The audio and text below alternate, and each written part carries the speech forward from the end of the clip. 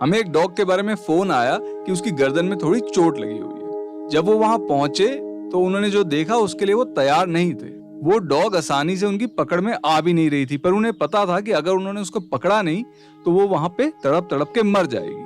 तो उनको अपना नेट के अलावा पोल एंड रोप कैचर भी यूज करना पड़ा। जब एल्मा यहाँ पहुंची और हमने उसको देखा तो हम तो दंग रह गए उसकी चोट देख के। उसकी गर्दन का जो मांस है मैगट्स काफी खा चुके थे और उसके पूरे शरीर पे तारकोल लगा हुआ था। तो हुआ ये होगा कि सड़क बन रही थी, वो तारकोल में फंस गई। जब उसने अपने आप को छुड़ाया तो उसकी गर्दन का मांस शायद थोड़ा निकल गया और वो जो चोट है उस पे मक्खियां बैठी, उन्होंने अंडे दिए और मैगट्स उसको खाते खाते चोट इतनी बड़ी हो गई। तो हमने उसको एक ही दम पेन किलर दिए क्योंकि वो जाहिर सी बात है बहुत ही दर्द में थी, और फिर धीरे धीरे उसके मैगट्स निकालने शुरू कर। साथ ही में जो उसके ऊपर तारकोल चिपका हुआ था हमने वो भी साफ करना शुरू किया। यहां से जो उसकी रिकवरी का एक लंबा सफर था वो शुरू हुआ।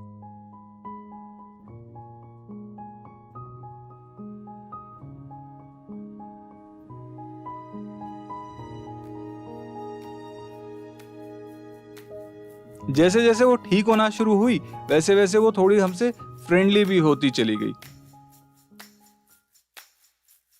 अब वो हम पे ज्यादा भरोसा करती थी, हमें देखती थी तो पूंछ हिलाती थी और हमसे बिस्किट भी मांगती थी।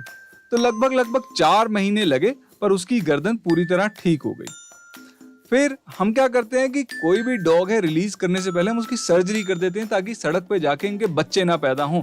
सड़क पे बच्चे होते हैं तो कोई गाड़ी के नीचे आके मर जाता है, कोई भूख से मर जाता है, कोई बीमारी से मर जाता है। खैर 1 हफ्ता और लगा और एल्मा अपनी सर्जरी से रिकवर कर गई।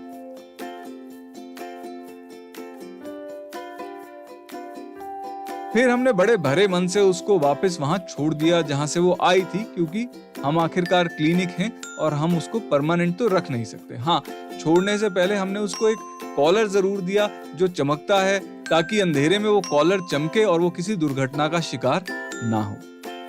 एल्मा तो यहाँ अपनी चोट की वजह से आई थी और उसे तो हमने पकड़ना ही पकड़ना था।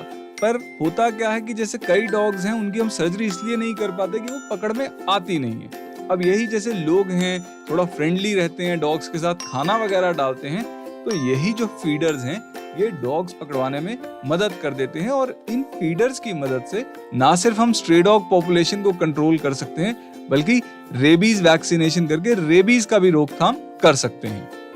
तो मैं ये नहीं कहता कि आप सैकड़ों की मदद कीजिए, मैं नहीं कहता आप रोज मदद कीजिए, आप किसी एक की करिए, हफ्ते में 1 बार करिए, पर शुरू तो करिए।